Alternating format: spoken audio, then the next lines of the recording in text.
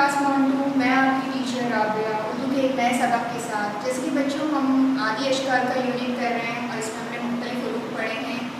कश्ती वाले हुरूफ, मोटे पेट वाले हुरूफ, शरारती हुरूफ, मुसाफिरी। और आज जो हम हुरूफ पढ़ेंगे वो हुरूफ हैं जो इन तमाम हुरूफ में शामिल नहीं होते हैं, वो हैं मुतफर्रिक़ हुरूफ। आज हम करेंगे मुतफर्रिक़ हुरूफ, ठीक है। और वो मुतफर्रिक़ हुरूफ कौन से हैं? मीम, छोटी ए, ठीक है। आज हम इनकी आदि शक्ल लिखेंगे और आवाज़ पढ़ेंगे।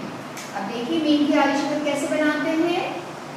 इस तरह रखेंगे, पेंसिल को यूँ घुमाएंगे और इस तरह लाइन काट के रुक जाएंगे।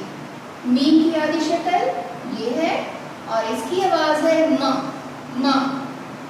अब है छोटी है और छोटी है कैसे लिखेंगे बच्चों? देखिए ऊपर से आएंगे, नीचे आएंगे, रुक जाएंगे और इसके नीचे ये, ठीक है। और इसके बाद होती है हा। तो बच्चों दोबारा से आप इनकी आवाजें पढ़ते हैं म हा।